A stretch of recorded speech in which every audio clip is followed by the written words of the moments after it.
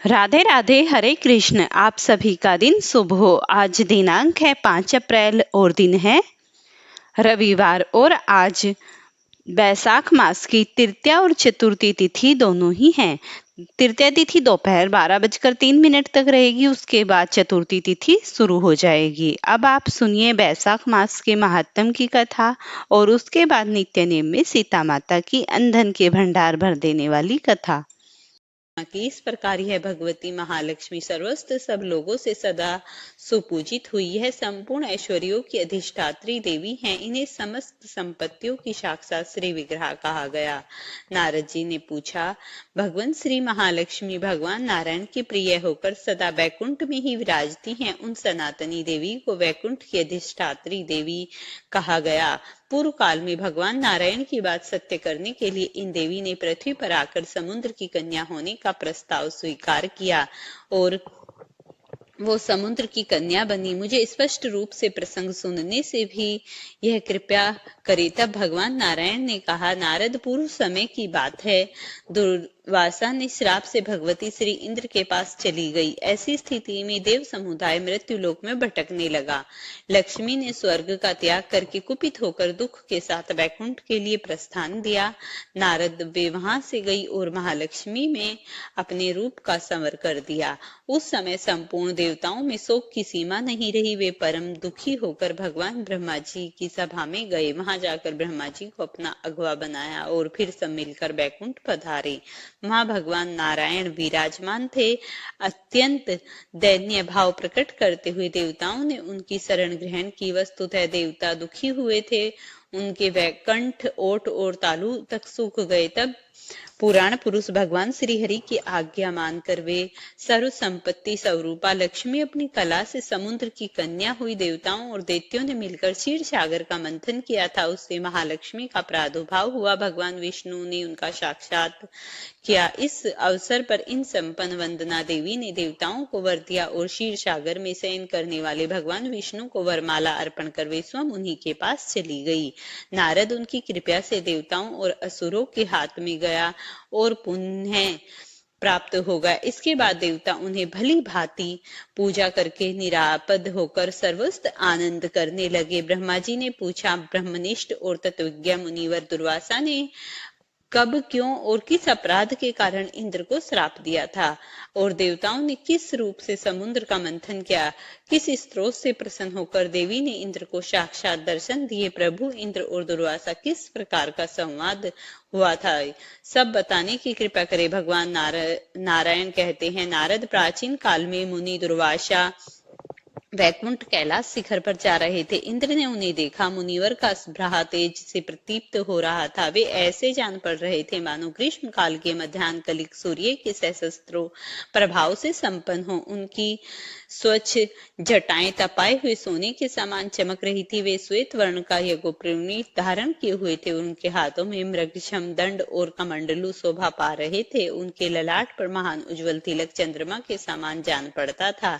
वेद वेदांत के परागामी असंख्य शिष्य उनके साथ विद्यमान थे। उन्हें देखकर इंद्र ने मस्तक झुकाकर प्रणाम किया। उनके शिष्यों को भक्ति पूर्वक प्रसन्नता के साथ इंद्र ने संतुष्ट किया। तब मुनि सहित मुनि दुर्वासा ने शुभ आशीर्वाद दिया और भगवान द्वारा परम मनोहर परिजात भी उन्हें समर्पित किया।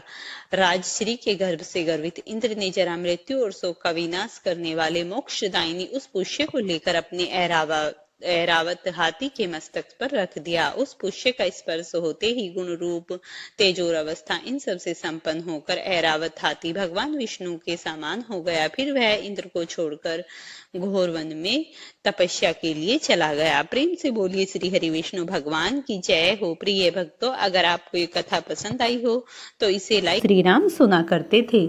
सीता माता का हर रोज का नियम था, वह प्रभु श्री राम को कथा सुनाया करती थी। को किसी काम के लिए बाहर जाना पड़ गया तो सीता माता कहने लगी कि प्रभु, मेरा तो 12 वर्ष का नित्य नेम है, अब मैं बाहर जाएंगे तो मैं कथा किसको सुनाऊंगी? श्री राम ने कहा, तुम कुएं की पाल पर जाकर बैठ जाओ, वहां औरतें पानी भरने आती हैं, उन्हें तुम अपनी कथा सुना देना। सीता माता कुएं की पाल पर जाकर बैठ जाती है। एक स्त्री आई, उसने रेशम की जरी साड़ी पहन रखी थी और सोने का घड़ा ले रखा था। सीता माता उसे देखकर कहती है, बहन मेरा 12 वर्ष का नित्य नेम सुन लो। वह स्त्री बोली कि मैं तुम्हारा नित्य नेम सुनूंगी तो मुझे घर जाने में देर हो जाएगी और मेरी सास मुझसे लड़ेगी। उसने कहानी नहीं सुनी और वह ऐसे ही चली गई। उसकी रेशम जरी की साड़ी पट गई, सोने का घड़ा मिट्टी के घड़े में बदल गया। सास ने देखा तो पूछा कि यह किस दोस्त को अपने सर लेकर आई है। बहू ने कहा कि कुएं पर एक औरत बैठी थी, उसने कहानी सुनने के लिए कहा, लेकिन मैंने उसकी कहानी नहीं सुनी। उसी का यह परिणाम हुआ। बहू की बात सुनकर अगले दिन वही साड़ी और घड़ा लेकर सास कुएं की पाल पर गई। सास को वही माता सीता बैठी मिली और माता सीता ने कहा, बहन मेरी कहानी सुन ले। सास बोली कि एक बार छोड़, मैं तो 4 बार कहानी सुन लूंगी।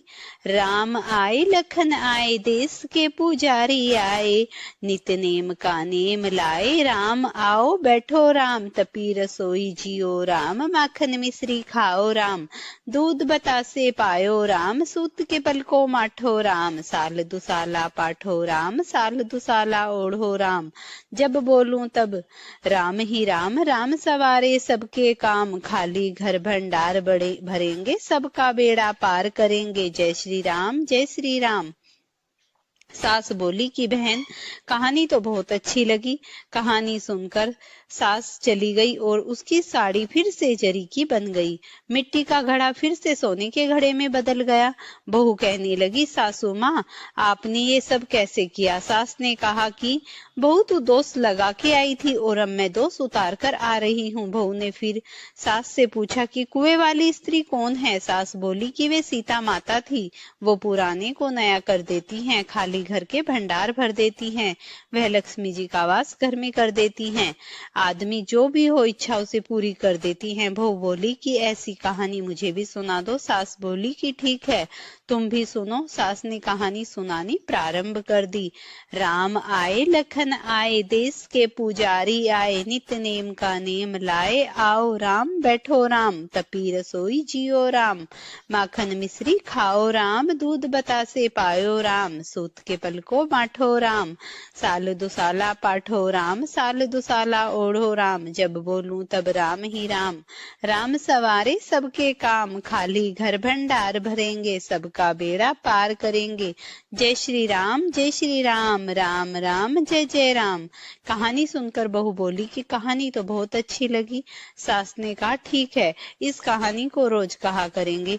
अब सास बहू रोज सवेरे उठती, नहाती धोती और पूजा करने के बाद नित्य नेम की कहानी सीता माता से कहती। एक दिन उसने यहाँ एक पड़ोसन आई और सास बोली कि बहन जरा सी आंच दे देना। वह पड़ोसन उसकी सास को कहने लगी। वह बोली कि आज तो भी हमने जलाई ही नहीं। पड़ोसन ने कहा, तुम तो सवेरे 4 बजे उठकर क्या कर रही हो? फिर उन्होंने कहा कि सुबह उठकर हम पूजा करते हैं, फिर सीता माता की नित्य नेम की कथा कहते हैं।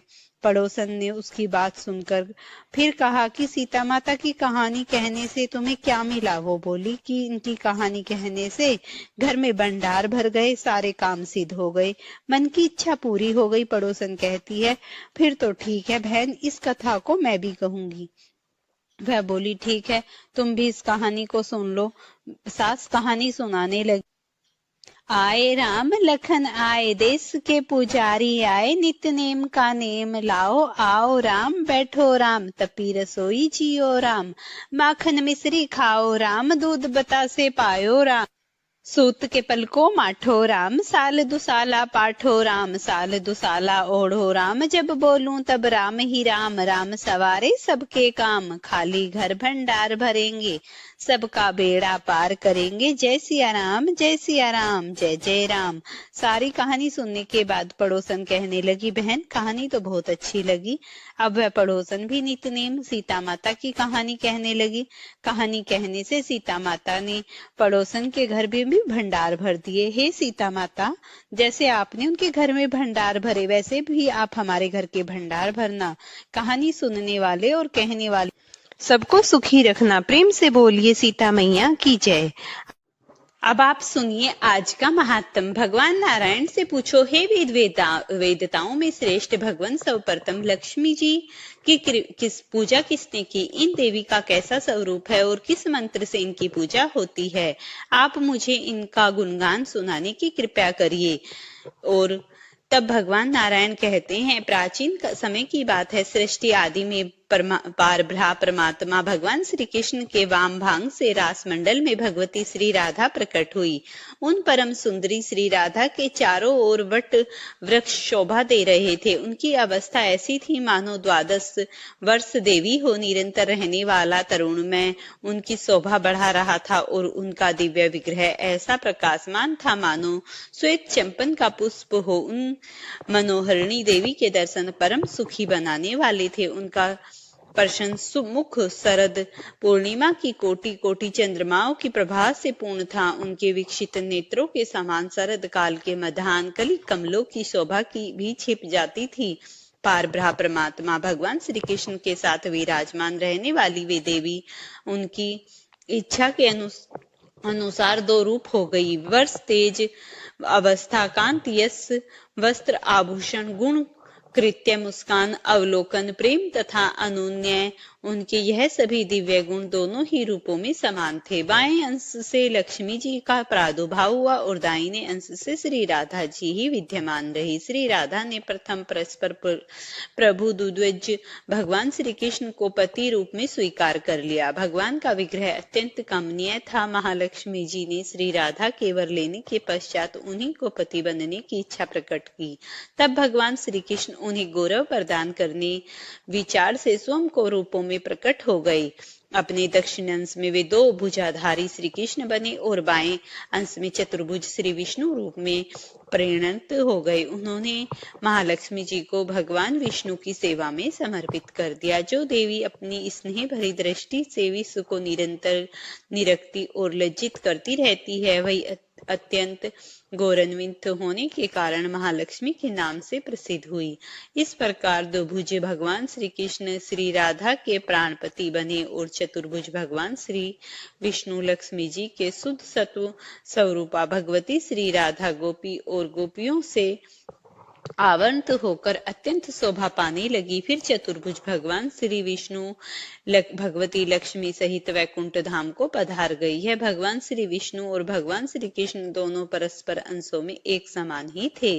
श्री कृष्ण दोनों समस्त अंशों में जैसे ही भगवती महालक्ष्मी योग सिद्धि के कारण नाना रूप में विराजमान हुई, वे परिपूर्णतम परम शुद्ध सत्व स्वरूप भगवती लक्ष्मी संपूर्ण सौभाग्यों से संपन्न होकर महालक्ष्मी के नाम से प्रसिद्ध हो वैकुंठ धाम में निवास करने लगी। प्रेम के कारण समस्त नारी समुदाय में वे प्रधान बन गई और इंद्र की संपत्ति के समान समुद्र विग्रह धारण करके देवी स्वर्ग लक्ष्मी के नाम से स्वर्ण में प्रसिद्ध हुई। पाताल में उनका नाम नाग लक्ष्मी और राजाओं के यहाँ राज्य लक्ष्मी, ग्रहों के यहाँ ग्रह लक्ष्मी के नाम से पूजित हुई। और यह सभी रूप इन महालक्ष्मी के एक अंश ही हैं। अपने पूर्ण रूप से तो यह नित्य वैकुंठ धाम से में ही विराजती थी। गृहस्थ के संपूर्ण मंगलों को मंगल प्रदान करने वाली संपत्ति स्वरूपा होकर विचरने लगी। गौओं में सुरभि रूप से और यज्ञों में दक्षिणा रूप से पधरी। क्षीर सागर में यह उनकी कन्या बनी है। कमलनियों के लिए श्री रूपा और चंद्रमा के लिए शोभा रूपा हुई। इन्हीं की कृपा से सूर्य मंडल शोभा पाने लगा।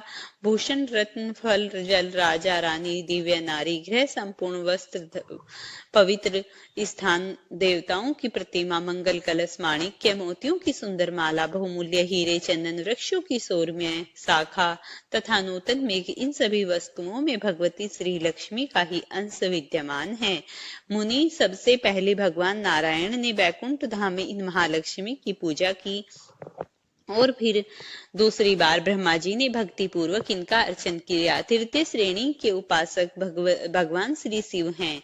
भगवान विष्णु ने क्षीर सागर में इनकी पूजा की। इनके बाद शंभु, मनु, मानवेद, ऋषिवेश्वर, मुनीन्द्र, सभ्य, गृहस्थ, इन लोगों ने जगत में इन महालक्ष्मी की उपासना की। गंधर्व और नागों ने पाताल लोक में इनका पूजन किया।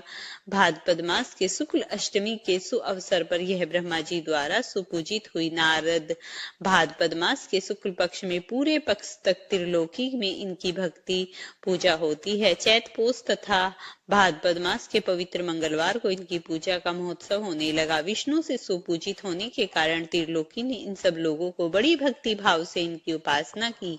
वर्ष के अंत में पोष की संक्रांति के अवसर पर मध्याह्न काल में मुनि ने मंगल कलश पर इनकी प्रतिमा का आवाहन करके इनकी पूजा की और इसके बाद वे महादेवी तीनों लोकों के लिए नित्य पूज्य हो गई। इंद्र इनके उपासक बने। राजा मंगल ने मंगला के रूप में इनकी उपासना की। तदंतर राजा केदार, नील, शुभ, सुबल, धुरु, उत्तानपाद, शुक्र, बलि, कश्यप, दक्ष, करदम, विश्वासवान, प्रियवंत, चंद्रमा, कुबेर, वायु, यम, अग्नि और वरुण ने इनका उपासना की। इस प्रकार यह भगवती महालक्ष्मी सर्वस्त्र सब लोगों से सदा सुपूजित हुई है। संपूर्ण ऐश्वर्यों की अधिष्ठात्री देवी हैं। इन्हें समस्त संपत्तियों की साक्षात श्री विग्रह कहा गया। नारद जी ने पूछा, भगवान श्री महालक्ष्मी भगवान नारायण की प्रिय होकर सदा वैकुंठ में ही विराजती हैं। उन सनातनी देवी को वैकुंठ की अधिष्ठात्री देवी कहा गया। पूर्व काल में भगवान नारायण की बात सत्य करने के लिए इन देवी ने पृथ्वी पर आकर समुद्र की कन्या होने का प्रस्ताव स्वीकार किया और वो समुद्र की कन्या बनी। मुझे स्पष्ट रूप से प्रसंग सुनने से भी यह कृपया करे। तब भगवान नारायण ने कहा, नारद, पूर्व समय की बात है, दुर्वासा ने श्राप से भगवती श्री इंद्र के पास चली गई। ऐसी स्थिति में देव समुदाय मृत्यु लोक में भटकने लगा। लक्ष्मी ने स्वर्ग का त्याग करके कुपित होकर दुख के साथ वैकुंठ के लिए प्रस्थान दिया। नारद वे वहां से गई और महालक्ष्मी में अपने रूप का संवर कर दिया। उस समय संपूर्ण देवताओं में शोक की सीमा नहीं रही। वे परम दुखी होकर भगवान ब्रह्मा जी की सभा में गए। वहां जाकर ब्रह्मा जी को अपना अगवा बनाया और फिर सब मिलकर वैकुंठ पधारे। वहां भगवान नारायण विराजमान थे। अत्यंत दैन्य भाव प्रकट करते हुए देवताओं ने उनकी शरण ग्रहण की। वस्तुतः देवता दुखी हुए थे।